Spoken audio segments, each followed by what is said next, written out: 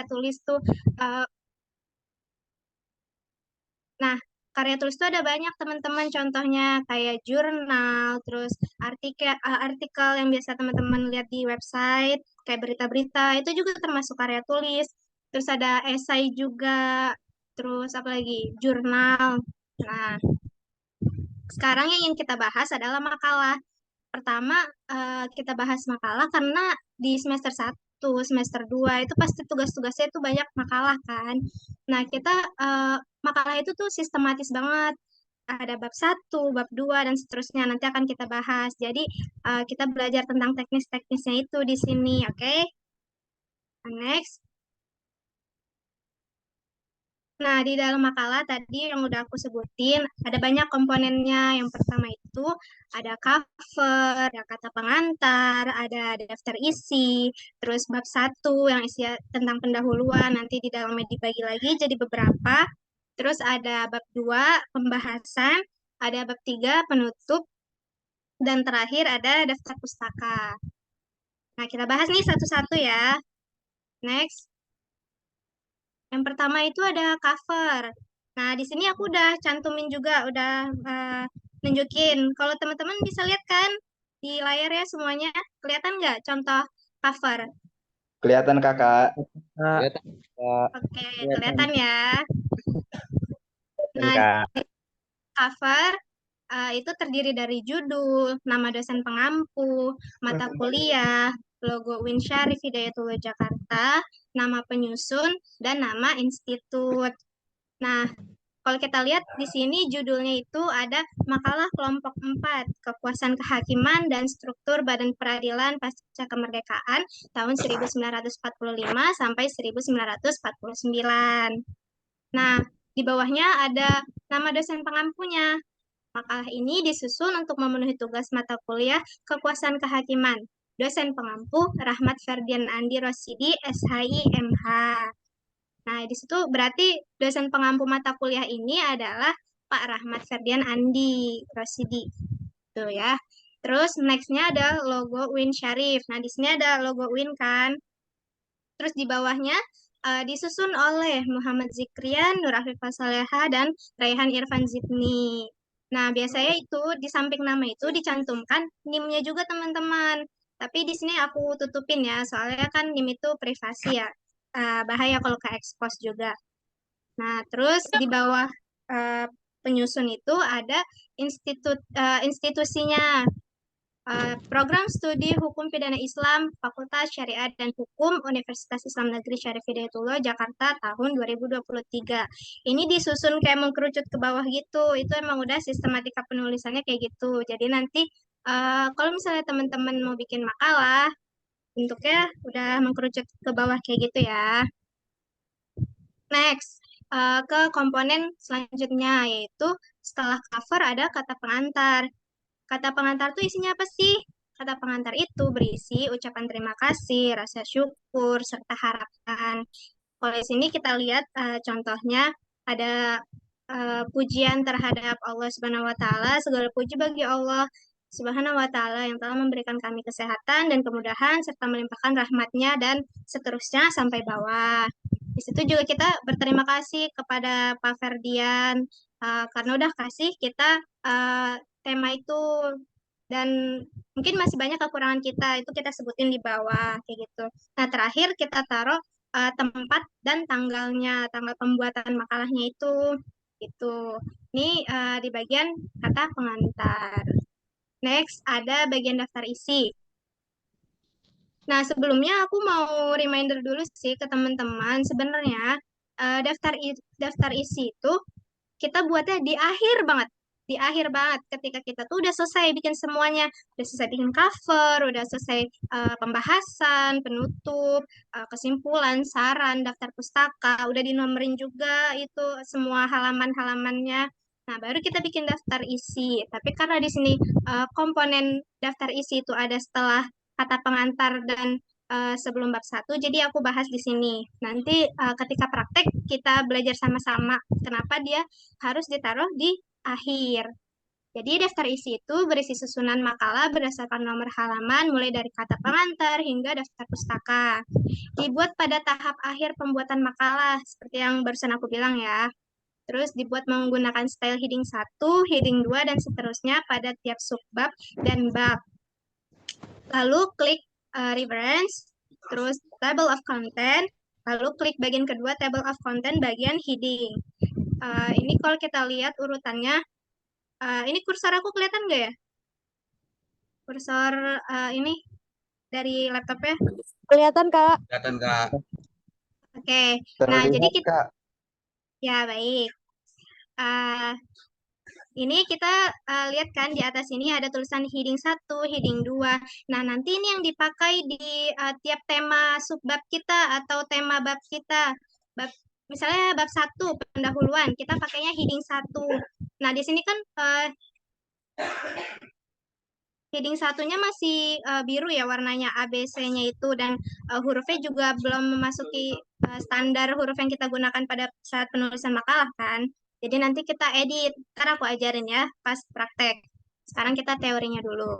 Nah, terus kalau udah misalnya udah sampai heading, terus lanjut ke sebelahnya, itu kita klik di bagian references. Itu ada table of content di pojok kiri. Nah, kita klik di situ. Kalau misalnya udah pakai heading 1, heading 2, nanti dia auto bikin daftar isi. Kita tinggal klik automatic table 2, yang ini, yang di bawah sini. Nah, nanti langsung jadi daftar isi kayak yang di pojok kanan bawah, kayak gitu. Nah, lanjut ya.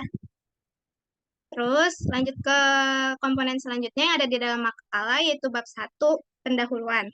Nah, bab 1 itu terdiri dari 3 bagian atau 3 poin. Yang pertama, latar belakang, rumusan masalah, sama tujuan.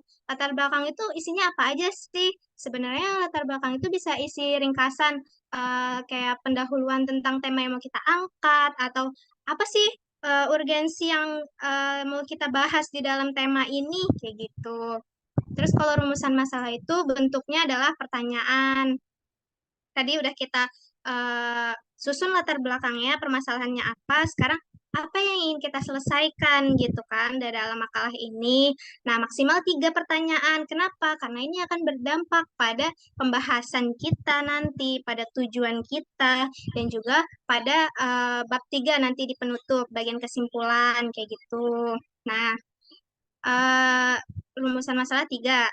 Terus tujuan berisi jawaban dari rumusan masalah. Biasanya dimulai dengan kalimat untuk gitu. Di sini kita lihat contohnya ya. Oh ya teman-teman, kalau misalnya rumusan masalah kita ada 3, berarti tujuan kita ada 3 juga. Kayak di sini contohnya. Rumusan masalahku kan ada 2 di sini ya. Bagaimana ketentuan pasal 2 aturan peralihan Undang-Undang Dasar 1945. Yang kedua, bagaimana kekuasaan kehakiman menurut Undang-Undang Nomor 7 Tahun 1947 dan Undang-Undang Nomor 19 Tahun 1948. Nah, berarti tujuannya juga ada 2. Yang pertama yaitu untuk mengetahui ketentuan pasal 2 Aturan Peralihan Undang-Undang Dasar 1945. Yang kedua, untuk mengetahui kekuasaan kehakiman menurut Undang-Undang Dasar Nomor 7 Tahun 1947 dan Undang-Undang Nomor 19 Tahun 1948, kayak gitu. Jadi selaras gitu.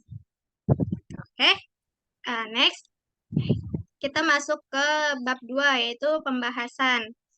Nah, pembahasan ini tuh inti dari makalah kita itu ada di bab 2. Karena bab 1 itu pendahuluan tadi kan, bab 2 itu pembahasan, kita menjawab persoalan yang ada di bab 1. Di sini bab 2 menjawab rumusan masalah yang ada di bab 1. Poin pembahasan yang ada di bab 2 harus sesuai dengan poin yang dipertanyakan dalam rumusan masalah dan tujuan. Jadi kalau misalnya rumusan masalah kita 3, tujuan kita kan ada 3 juga kan, berarti pembahasan kita nanti di bab 2 berarti ada 3 poin juga. Kayak di sini contohnya aku kasih tahu. Tadi kan permasalahan aku ada 2, terus pembahasannya juga ada 2 berarti. Bagian D yaitu ketentuan pasal 2 Aturan Peralihan Undang-Undang Dasar 1945. Dan poin keduanya ada kekuasaan kehakiman. Kekuasaan kehakiman menurut Undang-Undang Nomor 7 Tahun 1947 dan Undang-Undang Nomor 19 Tahun 1948, kayak gitu. Nah, selanjutnya bab 3. Bab 3 itu penutup. Ada 2 poin juga di dalam bab 3, yaitu kesimpulan, berisi ringkasan bahasan pada bab 2 dan harus menjawab rumusan masalah pada bab 1. Nah, namanya kesimpulan pasti isinya ringkas, padat, dan jelas gitu. Dan juga harus menjawab segala pertanyaan kita yang ada di rumusan masalah. Ya, kayak gitu. Terus yang kedua ada saran. Berisi tentang saran kepada pembaca mengenai tema yang dibahas, juga dapat berupa rekomendasi. Saran itu sebenarnya singkat aja, mungkin bisa 2-3 kalimat. Kayak di sini contohnya kan berdasarkan pembahasan yang telah dipaparkan tadi, maka perlu dilakukan kajian lebih lanjut untuk merumuskan gagasan pengintegrasian pengujian peraturan perundang-undangan ke Mahkamah Konstitusi untuk memperkuat nation building kayak gitu. Nah, next ke bagian terakhir dari makalah, yaitu ada daftar pustaka. Nah, di daftar pustaka ini biasanya kita pakainya buku, jurnal, atau situs. Situs itu ya bisa berisi artikel gitu, atau berita, atau laporan statistik, kayak tingkat kekerasan dalam rumah tangga, kayak gitu. Nah, yang pertama, daftar isi dari buku itu cara penulisannya dari nama belakang penulis, terus nama depan dan nama tengah penulis. Lalu ada judul buku dicetak miring, lalu tempat terbit, nama penerbit, tahun terbit. Nah, jurnal itu juga sama, ada nama belakang penulis, nama. Halo, Katanya Muzain. tengahnya A ya? Halo, Satu dus kan? 2 botol. Oh, botolan. Kirain satu dus anjir. bisa tolong di mute dulu nggak ya itu? Waduh, apa? Ikai langsung. Halo, Muzain, Mana ya? tolong di mute dulu ya. Oke, aku lanjut ya. Bagian kedua yaitu jurnal. Jurnal itu juga sama sebenarnya kayak penulisan di buku, dimulai dari nama belakang penulis, baru nama depan dan nama tengah. Lalu ada judul jurnal, terus tempat jurnal terbit, nama penerbitnya juga, tahun, nama jurnal, volume dan nomor, terus bulan dan tahun terbit jurnal tersebut. Terus di situs itu ada sama, pertama itu nama belakang penulis artikel, nama depan, mungkin kalau ada nama tengah, nama tengahnya juga, terus judul artikel, terus waktu akses artikel. Nah, waktu akses artikel ini misalnya kayak artikel ini diakses pada tanggal 23 Oktober 2023, kayak gitu. Pada pukul 08.00 WIB, kayak gitu. Terus baru kita masukin link artikel. Nah, next. Nah, ini contoh-contoh dari daftar pustaka tadi yang buku. Misalnya yang buku itu kan Martono Nanang. Nah, nama aslinya itu sebenarnya Nanang Martono. Karena dia itu dibalik nama belakangnya jadi di depan gitu. Terus tadi juga judul bukunya dicetak miring, Kekerasan Simbolik di Sekolah, sebuah ide sosiologi pendidikan Pierre Bourdieu. Nah, itu kan dicetak miring, di italik. Terus baru kalau misalnya ada cetakannya, cetakan keberapa. Terus tempat cetaknya di mana? Jakarta. Tempat penerbitannya.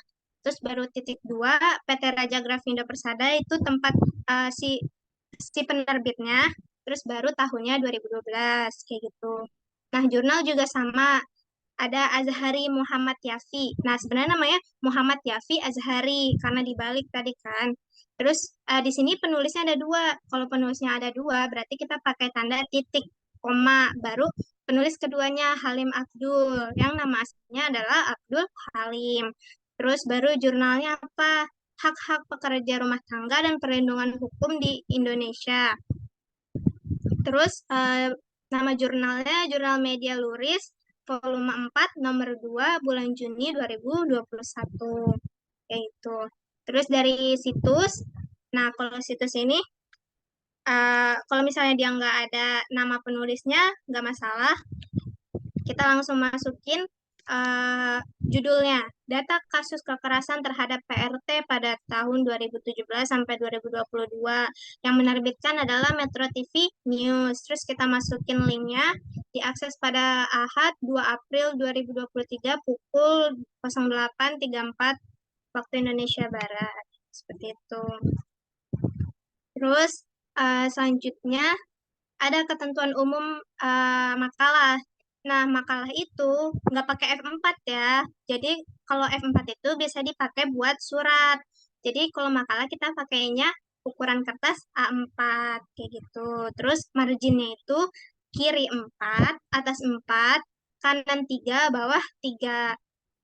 Terus rata kanan kiri. Terus awal paragraf menjorok ke dalam. Terus ada jarak spasi 1,5 menggunakan font Times New Roman, itu pasti ya. Ukuran fontnya adalah ukuran 14 untuk judul dan ukuran 12 untuk tulisan biasa. Terus kalau misalnya ada bahasa asing gimana? Berarti dicetak miring. Terus kalau misalnya footnote, biasanya kan dosen tuh suka mewajibkan ya tiap halaman tuh harus ada footnote kayak gitu. Nah, penulisan footnote itu hampir sama daftar pustaka. Cuma kalau misalnya footnote itu nama penulisnya itu nggak usah nama belakangnya nggak usah taruh di depan. Jadi misalnya Rehan Irfan Zidni gitu. Nggak usah Rehan Irfan Zidni. Berarti Zidni, koma Rehan Irfan tuh nggak, itu salah ya. Itu penulisan daftar pustaka. Kalau misalnya penulisan footnote berarti Rehan Irfan Zidni, koma gitu. Tuh. Terus kalau misalnya penulisan footnote juga kita masukin halamannya. Misalnya kita mengutipnya dari halaman 53, nanti di akhir kita tambah H titik 53 atau bisa juga HLM titik 53 atau HAL titik 53 kayak gitu. Nah, terus apa lagi nih ya? Oh, ini yang terakhir ya. Sorry, nggak kelihatan dari ini.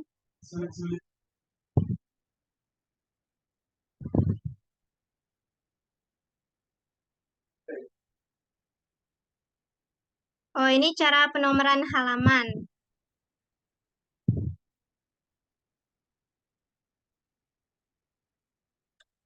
Cara penomoran halaman ini sebenarnya lebih enak praktek. Cuma kalau misalnya teman-teman ngerti, kalau ngeliat ini lebih ya, ini sebenarnya mudah dimengerti sih. Kita pertama kalau mau nomorin halaman itu kita letakkan kursor kita di bagian atas halaman, di kalimat pertama di halaman itu. Terus kita klik insert, habis itu baru page number, terus kita pilih mau ditaruh di mana nih, di bawah tengah, di kiri bawah, di kanan bawah, atau di atas tengah juga bisa sebenarnya. Tapi biasanya kalau aku bikin makalah itu ditaruhnya di tengah bawah nomor itu. Nah, nanti yang kedua itu kan nomor itu nggak langsung nomor 1, 2, 3, 4, 5 dan seterusnya kan. Sebelum bab 1 itu kita pakai angka Romawi. Jadi kita harus next page dulu, break to next page di layout. Ini yang nomor 2. Terus yang ketiga nanti kita masukin nomornya, nomor Romawinya, baru start at huruf I kayak gitu. Habis itu baru kalau misalnya udah, kita next page lagi ke nomor yang mau kita nomor biasa. Nah, habis itu baru kalau misalnya di cover itu kita pakai di nomor 4 ini, different first page, biar di cover itu nomornya hilang. Kayak gitu. Mungkin kalau ini emang susah dimengerti, jadi nanti kita langsung praktek aja ya. So, next, membacalah jika kamu ingin melihat dunia. Oh, ini oh, ini typo, sorry. Seharusnya kayak gini quotes-nya. Membacalah jika kamu ingin melihat dunia dan menulislah jika kamu ingin dikenal dunia. Nah, kebetulan itu aku pernah lihat coretan di tembok sekolah pasca sarjana. Mungkin itu aja materi yang bisa aku sampaikan. Next-nya kita diskusi aja ya, teman-teman. Makasih, aku kembaliin ke moderator.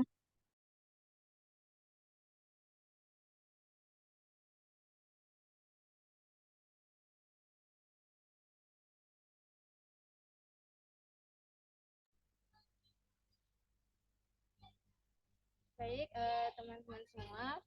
demikianlah pemaparan materi yang telah disampaikan pemateri hari ini. Selanjutnya kami akan membuka sesi tanya jawab. Saya persilakan kepada para teman-teman sekalian untuk bertanya. Silakan kita buka sesi pertama untuk 3 orang pertama. Kak, aku mau tanya, Ya, silakan. itu ada font khusus nggak sih, Kak? Kalau untuk makalah-makalah seperti itu? Oke, baik, kita tampung dulu ya. Silakan Baik. penanya kedua.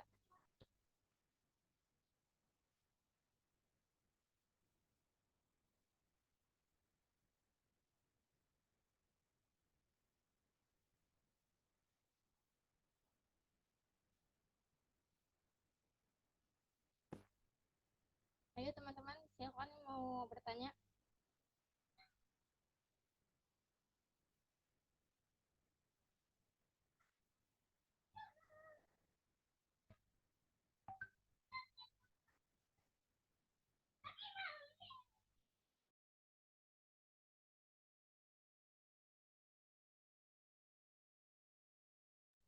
Ayo teman-teman yang lain, biar nanti kalau ada tugas-tugas makalah nggak bingung lagi nih.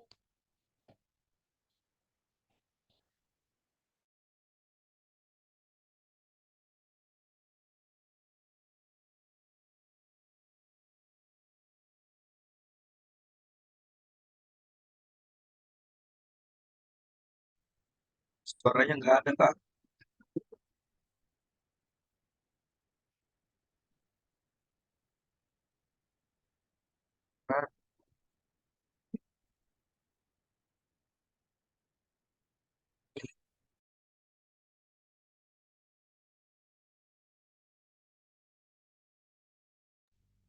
Ayo teman-teman, ada lagi yang mau bertanya terkait teknis penulisan makalah yang baik dan benar?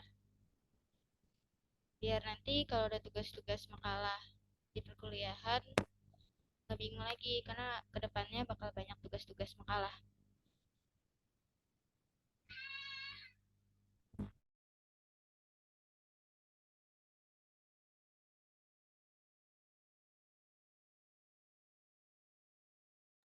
Kak Sada mau nanya, Iya, Kak, silakan Barkah. itu kalau sumbernya itu kita bebas kan ya dari mau itu dari buku atau dari Google gitu, bisa kan bebas gitu. Oke, kita tampung Ya. dulu ya. Ya. Yang lain, penanya ketiga.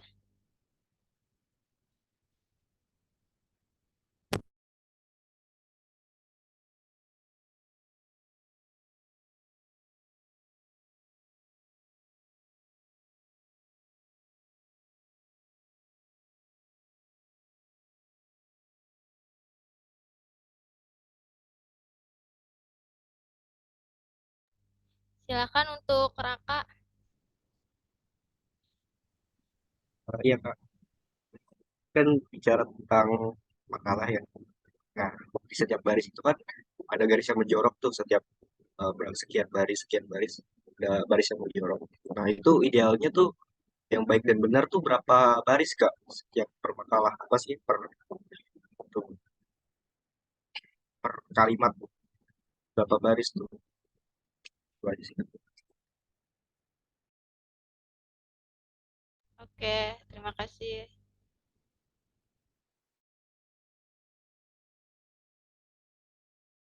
Baik, karena udah 3 penanya, silakan untuk pemateri kita Kak Nur Afifah Saleha untuk menjawab dari 3 penanya ini. Iya. Oke, aku coba jawab ya. Tadi pertanyaan pertama itu kan apa ada font khusus gitu yang dipakai buat penulisan makalah? Ya, ada font khusus yang digunakan untuk penulisan makalah yaitu Times New Roman. Tadi udah aku sempat jelasin. Nah, di situ kita di judul pakai font 14. Nah, kalau misalnya di tulisan biasa itu kita pakai font 12 kayak gitu. Terus juga kalau misalnya footnote itu kita tetap pakai Calibri ya, nggak pakai Times New Roman. Nah, terus tadi pertanyaan kedua dari siapa ya? Barkah ya? Kalau nggak salah tadi aku lihat namanya. Sumber yang dipakai itu bebas. eh, Sumber yang kita pakai buat makalah itu harus terpercaya. Kalau misalnya kayak Wikipedia, Blogspot itu nggak bisa dipakai. Kita pakainya dari jurnal-jurnal kayak Google Scholar, Moraref, kalau teman-teman tahu Moraref kayak gitu. Terus bisa juga pakai dari e-book itu kayak Ipusnas gitu, Ipusnas. Mas. Nah, kalau misalnya Panggilan lu apa? Oh, tit anjing. Tit. tolong ya itu di mute. Rapot. Titot. Kepeteng. Ayo mabar Aku gas. Ntar malam gimana? Mana sih? Sekarang jauh.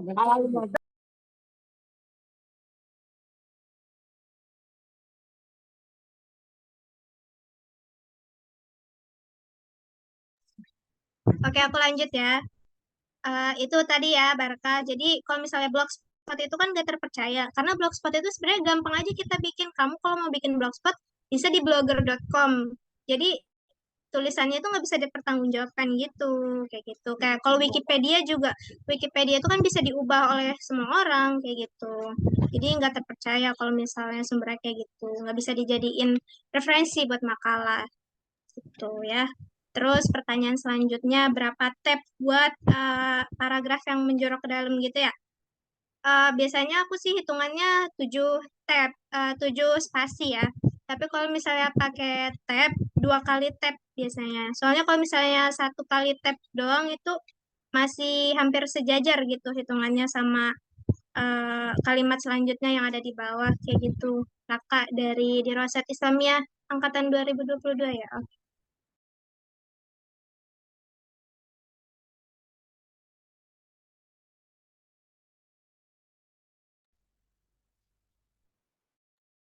Mungkin itu aja. Eh, aku kembaliin ke moderator lagi ya kalau misalnya ada yang mau bertanya. Baik, bagaimana dengan saudari Barkah, Adibah, dan Raka? Apakah ada yang kurang dimengerti lagi? Saya mau nanya, Kak, Ya, silahkan Barkah. itu cara menentukan sumber yang terpercaya itu gimana, Kak? Oke, Biar bisa Iya, nentuin eh, yang terpercaya kemudian yang enggak gitu. Maksudnya dari sisi apa bisa kelihatannya gitu. Kak, aku juga mau nanya. iya apa Adibah? Kalau pakai chat GPT tuh boleh nggak, Kak? Oke, terima kasih Adibah, Barkah. Iya. Oke, ini ada lagi yang bertanya, Alex Komarudin. Alex Komarudin, silakan untuk mengajukan pertanyaannya. Maaf kak, kepencet kak, sorry kak. Oke, baik. Silakan yang teman-teman lain yang mau bertanya terkait penulisannya, Aku mau nanya lagi kak, cetakannya, ya. Silakan Raka. kenapa aku pakai pas daftar pustaka gitu biasanya kena dosenku disuruh aja pakai Mendeley. Cuman aku nggak paham kak, bisa dipraktekin nggak? Tuh cara-caranya gitu, apa dari in Word sama Mendeley-nya, pakai Zendero gitu kak. Soalnya kata dosenku disuruh pakai itu. Oke, terima kasih Raka. Baik, kita lanjut untuk menjawab pertanyaan dari penanya Adibah, Barkah, dan Raka lagi. Silakan Kak Nur Afifah Solehah.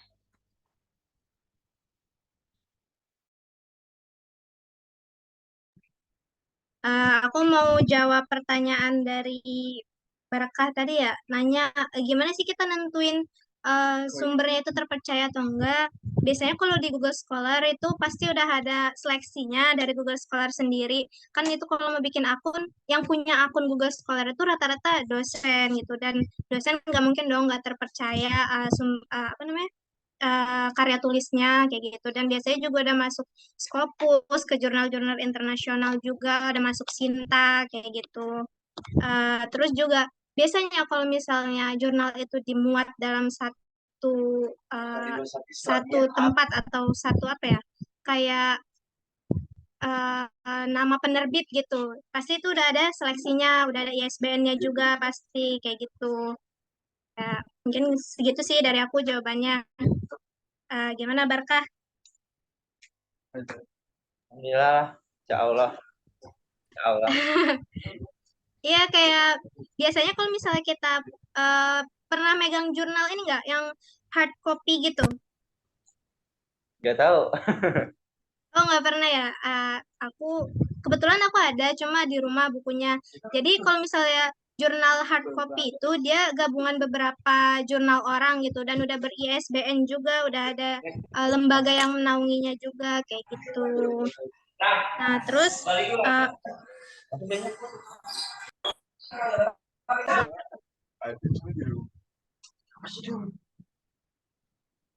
ya aku lanjut ya. Pertanyaan kedua, pakai chat GPT boleh atau enggak Kak? Gitu. Sebenarnya ini balik ke diri masing-masing. ChatGPT itu emang mempermudah kita, tapi apakah mengembangkan buah pikir kita gitu sebagai mahasiswa? Kan yang pertama di dalam Tridharma Perguruan Tinggi itu adalah pendidikan dan pengajaran gitu.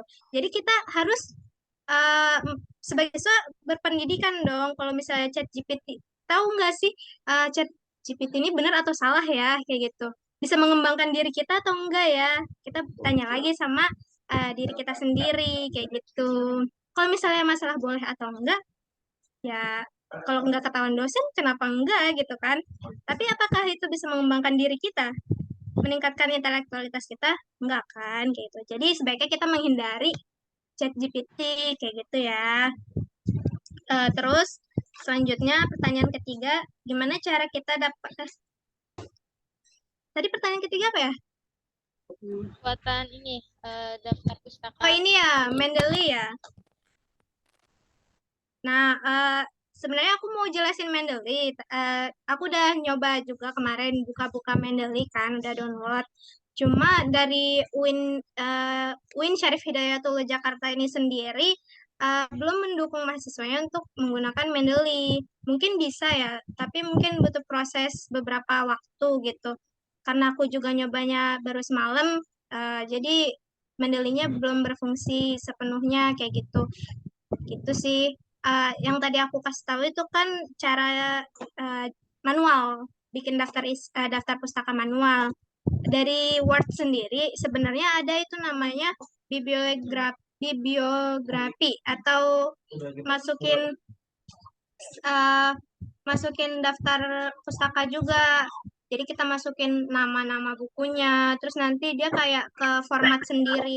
Cuma kalau misalnya kita masukin ke yang ada di Word itu, dia itu bentuknya beda sama yang distandarkan sama UIN Jakarta. Kebetulan aku megang buku pedoman penulisan skripsi, jadi aku apa namanya, berpedoman sama buku skripsi ini kayak gitu. Jadi kita ikutin standar yang ada di UIN Jakarta aja kayak gitu. Udah, kayaknya udah semua ya pertanyaan aku jawab. Oke, terima kasih kepada Kak Nurafi Soleha untuk menjelaskan. Baik, kita lanjut ke praktek dulu ya, praktek gimana teknis pembuatan makalah yang baik dan benar.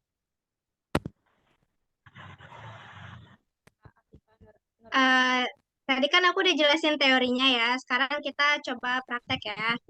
Aku share screen lagi.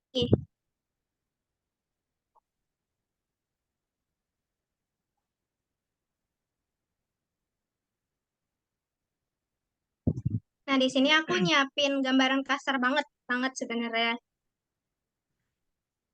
Dari cover, terus kata pengantar, daftar isi, terus bab 1, pendahuluan, ada latar belakang, rumusan masalah dan tujuan, dan seterusnya. Yang aku mau ajarin bikin sih sebenarnya daftar isi sih, karena daftar isi ini lumayan ribet. Kita mulai dari penomoran halaman dulu ya. Jadi penomoran halaman itu kita letakin kursornya ini di bagian huruf M ini, depan huruf M.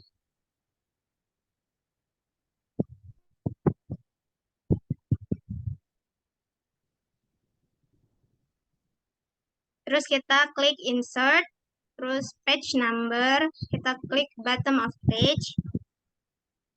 Nah, kita pilih yang plain number 2. Nah, di sini langsung ada nomornya, nomor 1, nomor 2, dan seterusnya.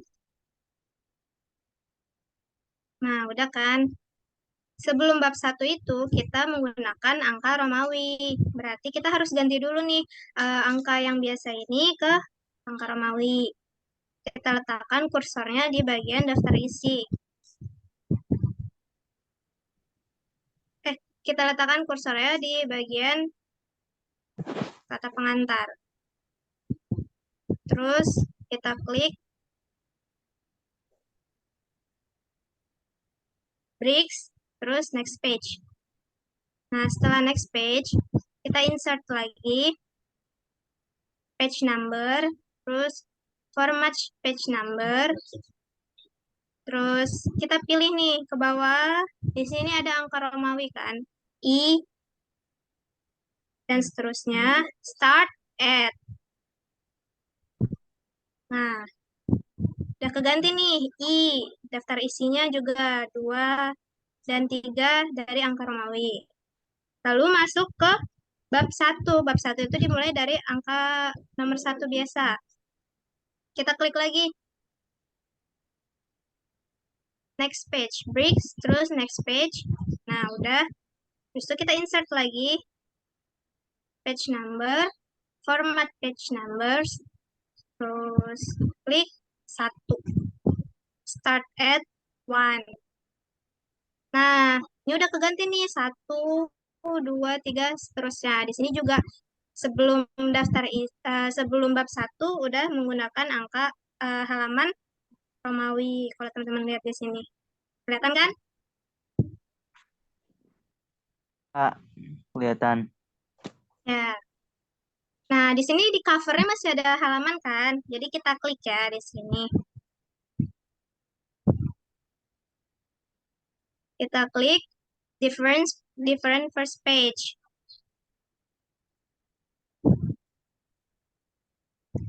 Nah, hilang kan? Nah, udah. Halamannya udah jadi nih. Jadi covernya udah nggak ada nomor halamannya. Di kata pengantar udah Romawi, daftar isi juga Romawi. Bab 1 sampai akhir udah pakai nomor biasa. Sekarang kita bikin daftar isi. Jadi pertama-tama setiap judul itu kita taruh heading 1. Dari kata pengantar, kita blok dulu semuanya. Terus heading 1 kan masih warna biru dan dia letaknya masih di pojok. Kita klik kanan, lalu modify. Kita ganti warnanya jadi warna hitam. Terus ukuran fontnya jadi 14. Calibri like-nya kita ganti jadi Times New Roman heading CS. Terus ini di sini kan gambarannya nih. Di sini kita masih di pinggir. Kita pindahin ke tengah. Oke, udah kayak gini. Kita bold. Nah, udah jadi. Klik OK. Nah, dia udah jadi heading 1. Gitu. Terus di daftar isi juga masih heading 1. Kita klik lagi. Nah, dia udah jadi auto heading 1 nih. Bab 1 bagian pendahuluan. Kita blok lagi. Heading 1 lagi. Lalu ini ada subbab, latar belakang, rumusan masalah, dan tujuan. Ini kita blok. Heading 2, klik kanan, modify. Terus kita klik warna hitam. Terus font 12. Terus Times New Roman. Tengah. Sorry. Pinggir. Terus kita klik format. Kita pilih numbering. Bagian A. Oke. Udah jadi nih. Terus kita bold. Oke. Nah, ini udah jadi heading 2. Sekarang kita ganti, tinggal diklik-klik aja berarti kalau udah jadi heading 1, heading 2-nya. Kayak gini. Tuh. Lalu berarti lanjut bab 2 pembahasan, kita pakai heading 1 lagi. Terus pembahasan 1 pakai heading 2. Heading 2 lagi. Pembahasan 3 pakai heading 2. Sorry. Pakai heading 2. Bagian bab 3 penutup heading 1. Kesimpulan heading 2. Penutup heading 2. Dan terakhir daftar pustaka heading 1. Sudah semua kita kasih heading, sekarang kita bikin daftar pustaka daftar isinya. Sekarang kita klik di sini di kursornya, letak kanan kiri dulu.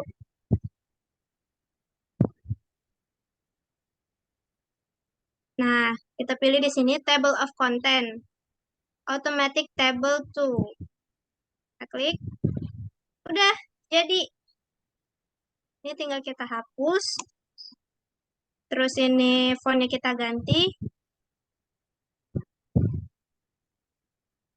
Jadi Times New Roman. Terus kita ganti jadi 12. Udah deh, kalau misalnya kita mau ngebold, bisa kita bold satu-satu kayak gini.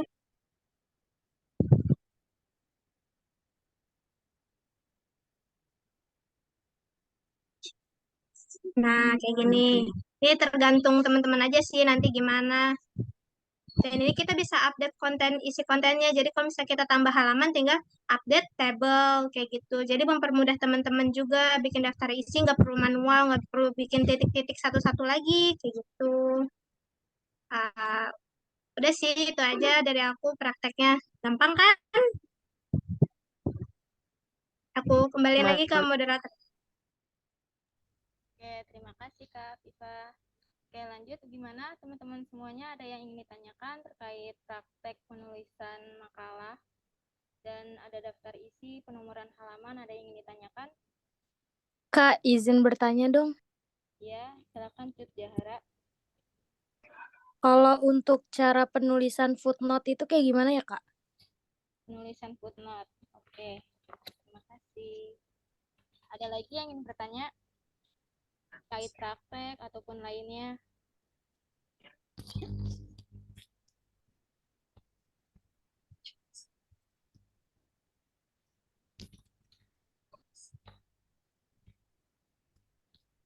Gimana teman-teman?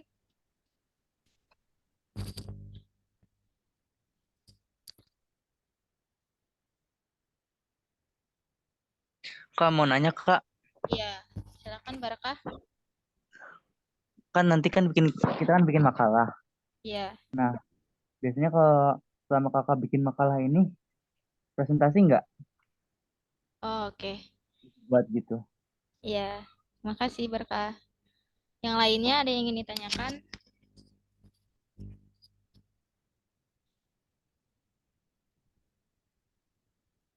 Terkait penulisan ataupun ada yang kurang mengerti dari praktek daftar isi ataupun penomoran halamannya? Jika mau nanya lagi, Iya, silakan Barakah. ini bakal direkam nggak Zoom-nya? Iya, udah di recording kok.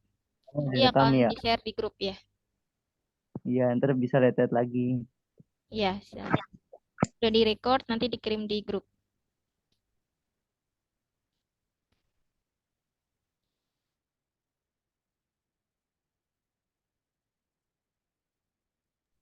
Oke, jika tidak ada, silakan Kak Nurafifa Saleha untuk menjawab pertanyaan dari Cut Jahara dan Barakah. Oke, pertanyaan bagus ya dari Cut Zahara tadi. Gimana cara kita bikin footnote? Praktek misalnya apa ya? Kalimat apa ya? Bentar.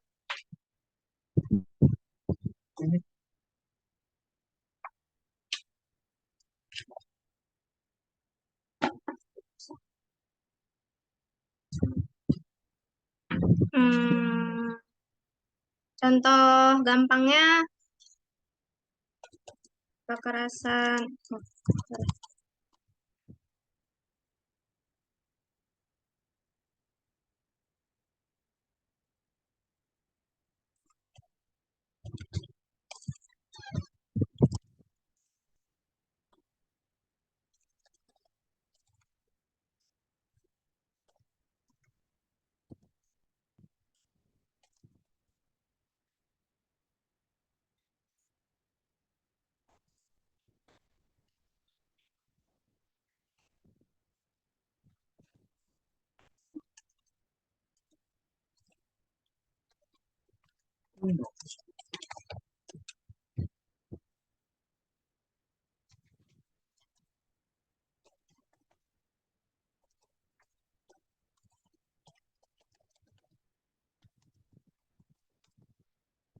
Oke, misalnya contoh ya, kalimat ini kekerasan dalam rumah tangga adalah suatu kejahatan yang dilakukan oleh seseorang dalam lingkup rumah tangga, termasuk pekerja rumah tangga. Misalnya kita mengutip dari buku Perlindungan Pekerja Rumah Tangga yang ditulis oleh Firman Wirayuda gitu ya, misalnya. Kita klik bagian reference, kita tambah insert footnote, tinggal klik aja. Nah, nanti dia langsung ada nih di bawah, nomor 1. Kita misalnya penulisnya tadi Firman Wirayuda. Firman Wirayuda. Koma, tadi nama bukunya Perlindungan Pekerja Rumah Tangga. Terus lagi ya tadi diterbitkan di Jakarta, penerbitnya itu PT Gramedia, tahun 2023 gitu. Halaman berapa nih? Misalnya halaman 25 kayak gitu. Nah, udah kayak gini. Contoh penulisan footnote kayak gitu. Jadi kan tadi aku udah jelasin ya, footnote itu kita masukin halamannya juga. Terus nama penulisnya ini nggak dibalik, bukan nama belakangnya yang duluan, tapi nama aslinya langsung kita tulis. Itu kira-kira ya, Cut Zahara. Oke, Kak, terima kasih.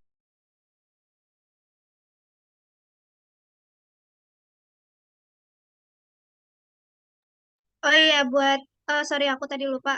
Buat judul punya kita di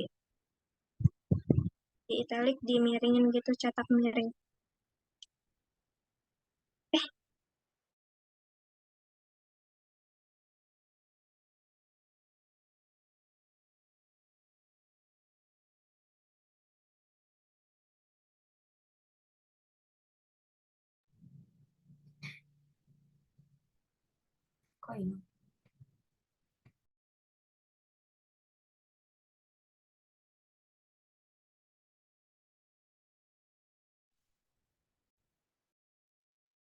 Sorry ya, tadi koneksi. Tadi buat tambahannya, itu, ini masih ada ya? Aku masih ada di Zoom kan? Iya ada Kak. Oh ya, share screen-nya ya. Sorry. Oke, udah ada ya ini. Tadi buat bukunya, kita italic, cetak miring. Cetak miring, jangan lupa. Tadi aku lupa. Kayak gitu, kira-kira ya, Cut Zahara. Terus, tadi pertanyaan kedua apa ya? Aku nggak dengar. Putus-putus tadi soalnya. Untuk pertanyaan kedua dari Barka, itu apakah makalah ini dipresentasikan? Nah, makalah dipresentasikan atau enggak? Sebenarnya kalau dipresentasikan atau enggak itu balik lagi ke dosen masing-masing. Tapi kebanyakan 90% makalah itu pasti dipresentasiin, tapi bukan dalam bentuk makalahnya langsung, dalam bentuk PPT. Jadi PPT itu hanya ringkasan dari makalah gitu. Itu. Terus pertanyaan selanjutnya, tadi apa lagi? Sada, apa dua dong? Ini ada dari Jogja tanya lagi, kalau untuk penulisan daftar pustaka itu gimana ya, Kak? Berarti langsung ke praktek. Gimana penulisan daftar? Ya, penulisan daftar pustaka itu gimana ya? Berarti langsung ke praktek lagi, Kak. Boleh. Daftar pustaka ya. Penulisan daftar pustaka itu kan dimulai dari nama belakang ya. Tadi contoh kita Firman Wirayuda. Berarti kita pakai Wirayuda. Kita ganti dulu ke Times New Roman.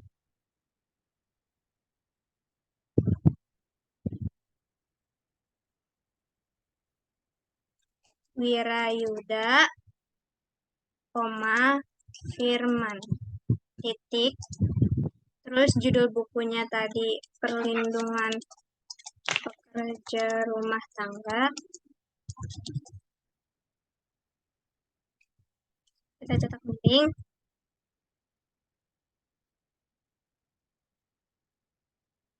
Terus diterbitkannya di Jakarta.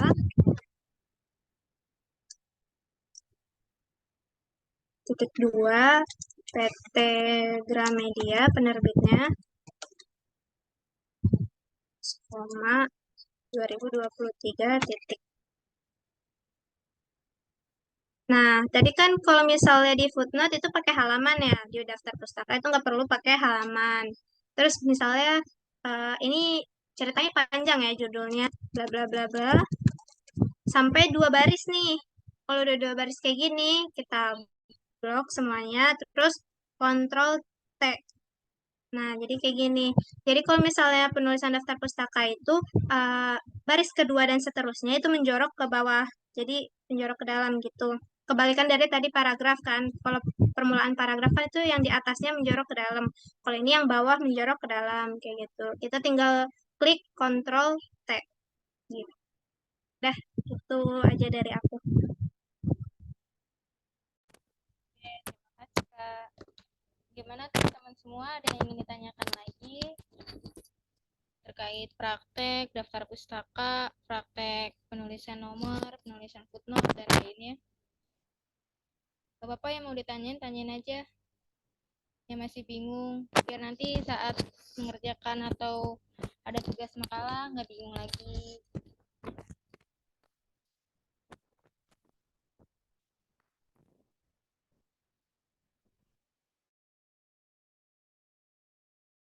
Kak, saya mau nanya, Kak. Ya, silakan Haji Wijaya.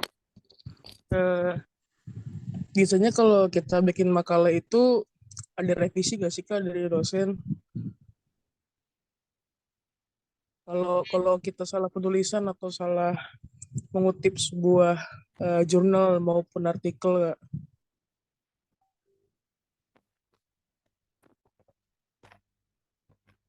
Oke, baik. Terima kasih. Ada lagi yang ingin bertanya? Ayo, teman-teman semuanya yang mau bertanya, silahkan. Penting loh ini buat kedepannya, karena kedepannya bakal banyak tugas-tugas. Nggak hanya makalah aja, nanti kedepannya bakal ada jurnal, artikel, dan sebagainya.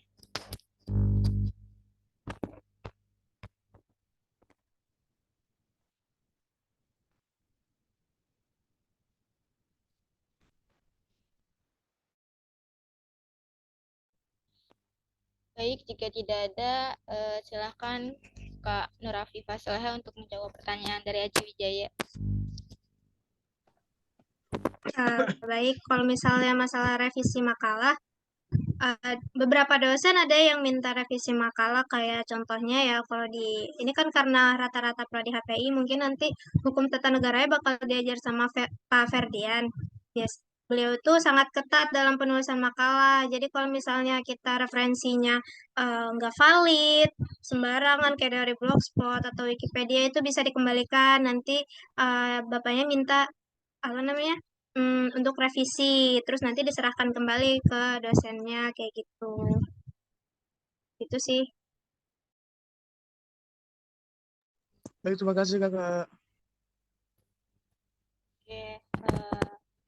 Bagaimana teman-teman semua? Ada yang ingin ditanyakan lagi terkait teknis pembuatan makalah dengan baik dan benar ini? Baik, Kak, cukup. Cukup. Oke, terima kasih.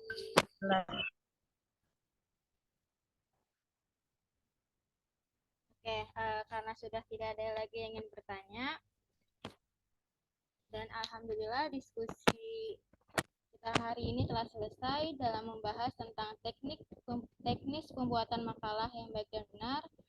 Sebelum sesi ini kita akhiri, saya akan menyimpulkan hasil diskusi kali ini, yaitu dengan pembuatan makalah yang baik dan benar. Makalah ini yaitu karya tulis pelajar atau mahasiswa sebagai laporan hasil pelaksanaan perguruan tinggi. Nah, adapun beberapa makalah ini yang wajib ada di dalam komponen makalah, yaitu ada 7, yaitu ada cover, kata pengantar, daftar isi, bab 1 pendahuluan, bab 2 pembahasan, bab 3 penutup, dan daftar pustaka. Nah, adapun beberapa ketentuan dari semua komponen makalah ini dan yang masing-masing sesuai dengan strukturnya. Nah, adapun ketentuan umum yang terdapat dalam makalah itu ada format kertas A4, margin kiri 4 atas 4 kanan 3 bawah 3, rata kanan kiri, awal paragraf menjorok ke dalam, jarak spasi 1,5, menggunakan font Times New Roman, ukuran font untuk judul 14, sedangkan penulisan menggunakan font ukuran 12. Bahasa asing menggunakan italik atau cetak miring. Dan yang terakhir yaitu format penulisan footnote sama dengan penulisan daftar pustaka, kecuali pada nama penulis, tidak dibalik dan menggunakan halaman. Nah, adapun sumber-sumber dari referensi makalah itu harus yang terpercaya, kecuali Blogspot ataupun Wikipedia itu dilarang. Nah, makalah ini 90% dipresentasikan oleh ke dosen dalam berbentuk PPT. Dan ada beberapa dosen yang ingin revisi dari makalah. Oke. Sebelum kita akhiri, kita akan bersama. Sebelumnya untuk teman-teman semua untuk on cam ya. On cam.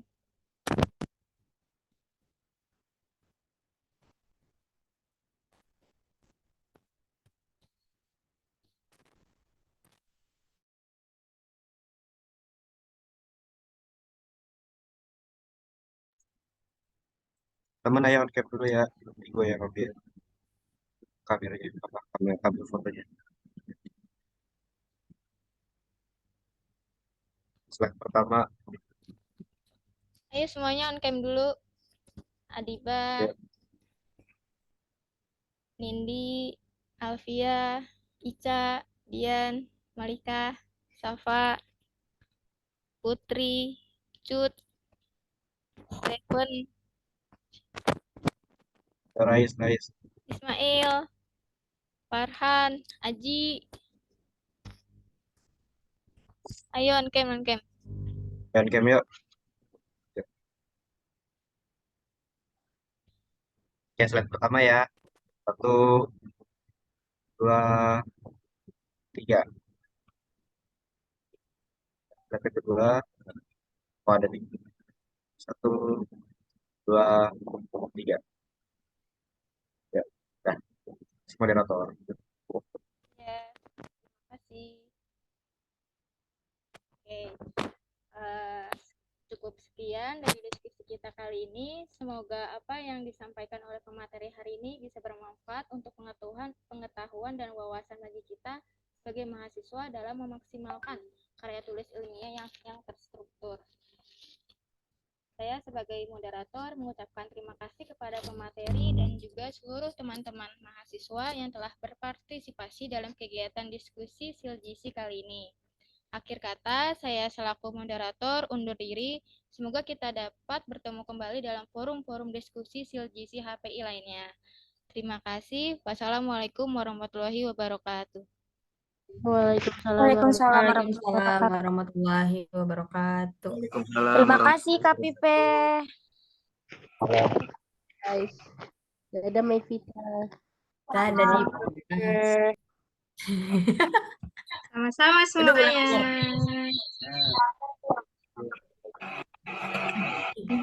Udah boleh keluar kan? Iya, udah mandi belum dia? Kak Pipe, makasih Kak Pipe. Itu anak di Roset udah mandi belum? Makasih juga Kak Syada. Offset Dinda, offset. Il mandi Il. Dir mandi. Paraka, Om Raka. Om Raka, Mail mandi mail.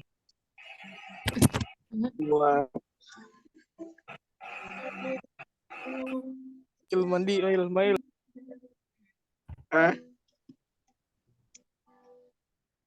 Mandi Il. Barkah mandi Barkah. Udah dong. Hai Farhan. Anan Farhan si Barkah belum mandian. Udah anjir lu aja lu mandi. Gue udah mandi cowok.